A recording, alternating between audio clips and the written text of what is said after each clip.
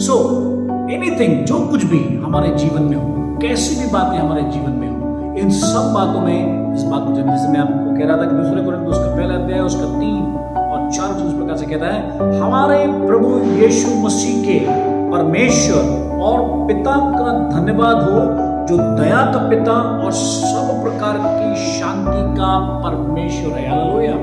That is something, it means my God is God of everything. Hallelujah. That means anything which comes to me, जो कुछ भी मेरे पास आता है, जो कुछ भी चीजें मेरे पास आ रही है, वे सारी बातें केवल परमेश्वर की महिमा के द्वारा मेरे जीवन में होगा।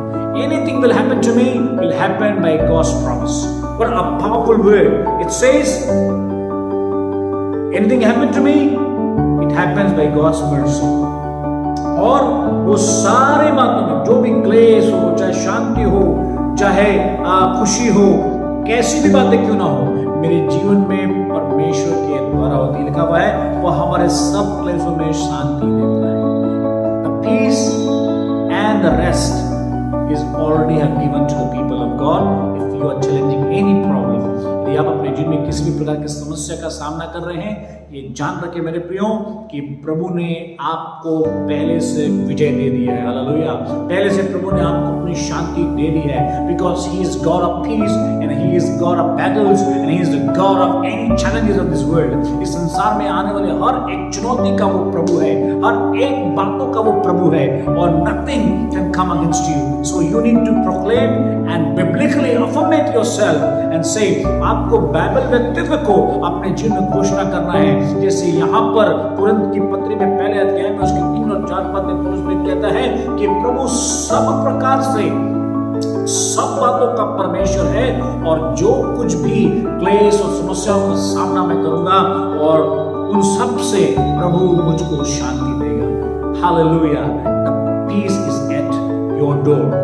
दूसरी बात जो बहुत महत्वपूर्ण है मुझे और आपको समझने के लिए, God will replace His promise over my old doing. परमेश्वर आपके पुराने कामों के ऊपर अपनी प्रतिज्ञाओं को स्थापित करेगा। अर्थात आपके पुराने काम या आपके पाप आपके जीवन से उन बातों को कभी नहीं छुड़ा पाएंगे जो प्रभु ने आपके लिए तैयार करके रखी है। Hallelujah. What God has prepared for you, जिस बात को प्रभु ने आपके लिए तैयार करके रखा है, उस बात को आपका पुराना पाप या पुरानी गलती या पुराना जीवन कभी भी नहीं ले सकता। कई बार हम अपने जीवन में डाउटफुल होते हैं। शैतान ऑलवेज ट्राई टू कंफ्यूज अस। कई बार हमको वो कंफ्यूज करता है, जैसे इज़राइल लोग कंफ्यूज हो गए थे। वो हमारे लिए वो गुलामी ही ठीक था। Why we have come to face this challenge? आप और मैं कई बार सोचते हैं मैं वहां पर ठीक था, मेरे लिए वो काम ही ठीक था। Why I came here?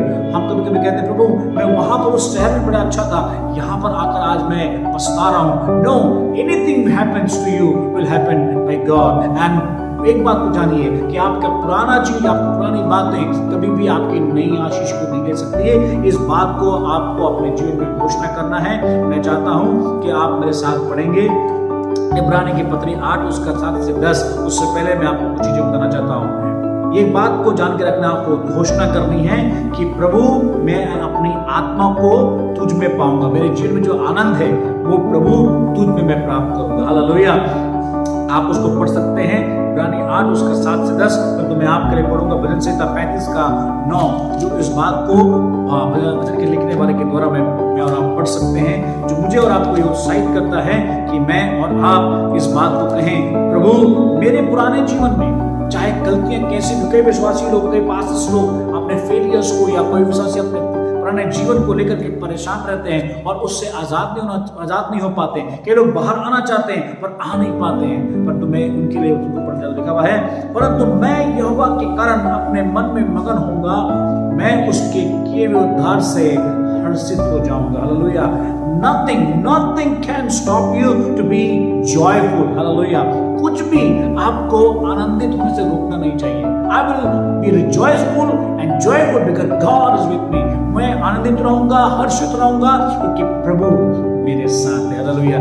That should be your biblical affirmations because Bible never wants you to be sad. He never wants you to lose your peace. वो आपकी शांति को कभी नहीं छीनना चाहता, वो आपके जीवन में समस्याओं को कभी नहीं रखना चाहता, असफलताओं को तो कभी आपके जीवन में अनुमति भी नहीं देगा मेरे प्रियो। इसलिए बेहद आवश्यक है कि मैं और आप इस दूसरे शब्द को जरूर बोलें, God will always replace His promise over my old doing। मेरे पुराने पाप मेरे जीवन में उसके प्रॉमिस को या उसके प्रतिज्ञाओं को कभी भी आने से रोक नहीं सकेंगे, क्योंकि प्रभु उनको वहां से हटा करके अपने प्रतिज्ञाओं का स्थान देगा। हालेलुया।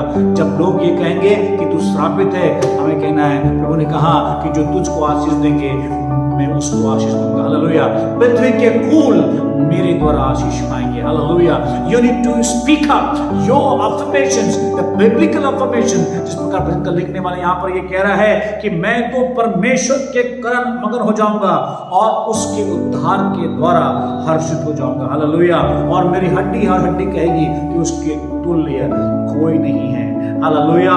और जैसे आप इस बात को कहेंगे कि उसकी प्रतिज्ञाएं आपके पुराने पापों को मिटा करके अपने उसमें जगह ले लेगी, तो ये भी बात जरूरी है कि मैं और आप कहें कि मुझे और आपको एक कदम उठाना पड़ेगा कि मैं प्रभु में स्थिर होकर के जीवन को जीऊं। भजन संहिता 40:2 इस प्रकार से कहता है, जो मुझे और आपको और सुदृढ़ता से विश्वास करने के लिए अगुवाई करता है कि उसने मुझे सत्यानाश के गड़े और दलदल के कीच में से उबारा और मुझको चट्टान पर खड़ा करके मेरे पैरों को दृढ़ किया है। Hallelujah. Hallelujah. No one can take the place of God's promise. प्रभु का प्रतिज्ञा क्या है? Biblical affirmations. Your sins will come. शैतान आपके जीवन में आकर के, आपके विचारों में आकर के, आपके जीवन में आकर के कई प्रकार के नकारात्मक बातों को बोलेगा। Hallelujah.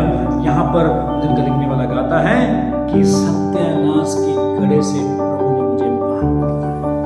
Hallelujah. God has taken me out from the pit। प्रभु ने गड़े से बाहर निकाला है। हालेलुया। और दलदल के कीच से उबारा है और चट्टान पर खड़ा करके मेरे पैरों को दृढ़ किया है। No one can shake you because God has formed you। कोई भी आपको हिला नहीं पाएगा। And that you have to say, God, no one will shake me। Hallelujah. कोई मुझको हिला नहीं पाएगा क्योंकि प्रभु ने मुझको दृढ़ किया है। हालेलुया।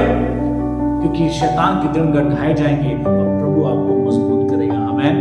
मैं जानता हूं मेरे प्रियो, आप बहुत सारे घटनाओं को पढ़ते होंगे। राजा दाऊद के बारे में लिखा हुआ है, जब कभी वो युद्ध को लड़ता और कई राजा आए जो युद्ध को लड़ते, वो जाकर के अपने गढ़ों को दृढ़ करते थे। मेरे प्रियो, आवश्यकता है कि हम अपने गढ़ों को प्रभु की आत्मा में, वचन में, उसके अभिषेक में, उसके वरदानों में दृढ़ करें। आपकी चुनौतियां आपको नकारात्मक ना बनाएं। आपको बिब्लिकली अफर्मेशंस को बोलना है, जैसे यहाँ पर हम पढ़ते हैं, उसने मुझे दलदल के कीच से निकाला है। सो नो मर्ड और nothing will come against you. कोई भी कीचड़ आपके जीवन में नहीं आएगा। आपके जीवन में किसी भी प्रकार का पिट नहीं आएगा। कोई भी गड्ढा आपके जीवन को दबा नहीं पाएगा। हालेलुया। या आपका पुराना जीवन आपको कभी भी प्रभु की आशीष से वंचित नहीं कर पाएगा। आखिरी और अंतिम बात को बता करके मैं खत्म करना चाहता हूँ। आपको हमेशा इस बात को कहना है, बिब्लिकल जो अफर्मेशन है, जो बाइबल वक्तव्य है, उनको कहना है। ये लाइन जरूर कहिए, I am favoured by God and I am loved by true God. मैं प्रभु के द्वारा आशीष को पाया हुआ, उसके पक्ष को पाया हुआ जन हूं और उसका सच्चा प्रेम मेरे जीवन में है। I am favoured by true love of God. प्रभु के सत्य और अच्छे प्रेम के द्वारा, सत्य प्रेम के द्वारा, सच्चे प्रेम के द्वारा प्रभु ने मुझे अपना आलिंगन दिया है, मेरे साथ वो है। इब्रानी 11 और 12 को आप पढ़ेंगे, बड़ा सुंदर वचन यहाँ पे लिखा हुआ है। इब्रानी 11 और उसके माफ करेंगे 8 अध्याय के 11 और 12 वचन में, जो बड़े सुंदर तरीके से प्रभु की प्रतिज्ञाओं के विषय में मुझे और आपको समझाता लिखा हुआ है। और हर एक अपने देश वाले को और अपने भाई को यह शिक्षा ना देगा कि तू प्रभु को पहचान, क्योंकि छोटे से बड़े तक सब तुझे जान लेंगे कि मैं उनके अधर्म के विषय में दयामंद हूँ और उनके पापों को स्मरण ना करूंगा। He will never remember your sin, but he will always bless you with his promises। आमीन। अपने प्रतिज्ञाओं को स्थान देगा आपके पापों की जगह पर। आखिरी और अंतिम बात जो मैं बता रहा हूँ, उसमें एक बात महत्वपूर्ण ये है कि आप और मैं इस बात को जाने कि मेरा जीवन आत्मिक आशीष को पाएगा और मेरा हृदय प्रभु में दृढ़ हो जाएगा। हालेलुया। यहाँ पर वचन 46 का 10 को मैं पढ़ूंगा और उसके बाद मैं आज के संदेश को बंद करना चाहता हूँ। और मैं विश्वास करता हूँ कि आप बिब्लिकल अफर्मेशंस पर बिलीव करेंगे, ना कि संसार की नकारात्मकता। जो परिस्थितियां आपके सामने हैं उन बातों को आप कभी अपने जीवन में हावी होने नहीं देंगे। So my dear friends, you need to believe this, that the biblical affirmations are true weapon for you to fight against the darkness. आप याद रखें कि बाइबल के वक्तव्य आपके जीवन में शैतान के हर दिनों को ढा देने वाले हथियार हैं। हालेलुया। 46 वचन को मैं 46वें अध्याय के उसके 10 वचन को मैं आपके लिए पढ़ूंगा and I will finish and we can pray. Hallelujah.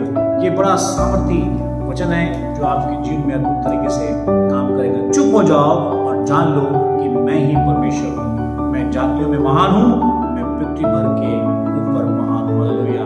इसलिए हमें अपने जीवन में परिस्थितियों में पड़कर विचलित नहीं होना है या किसी भी प्रकार से अपने आप को कमजोर नहीं समझना है, क्योंकि आप फेवर्ड किए गए हैं। आपको प्रभु ने महायाजक दिया है जो आपके लिए प्रभु के पास बैठकर विनती करता है और आपका विजय आपके लिए है। हालेलुया। प्रभु आपको आशीष दिया है और उस आशीष को कोई छीन नहीं पाएगा। इसलिए स्पीक अप योर वर्ड्स। पहली बात आपको क्या बोलना है? जो कुछ भी मेरे जीवन में होगा प्रभु की प्रतिज्ञा के अनुसार। दूसरी बात आपको क्या कहना है? कि प्रभु मेरे पुराने बातों को हटाकर अपनी प्रतिज्ञाओं को वहां पर रखेगा। हालेलुया। कहता मैं तुम्हारे पाप को स्मरण नहीं करूंगा। तीसरी और अंतिम बात, I am favoured by God's true love. प्रभु के सच्चे और अच्छे प्रेम के द्वारा मुझे प्रभु का पक्ष मिला है। सो प्रभु आपसे बहुत आशीष दे। Speak the biblical affirmations, don't speak the worldly affirmations. संसार के अफर्मेशंस को या व्यक्तियों को ना बोले। तो बाइबल में लिखी हुई प्रतिज्ञाएं, बाइबल में लिखी हुई बातें और उदाहरण आपके जीवन का हर एक काम का जरिया होना चाहिए और उसके आगे आप जब बढ़ेंगे प्रभु आपको सफल करेगा। So may God bless you all, the lord bless you and be with you and give you peace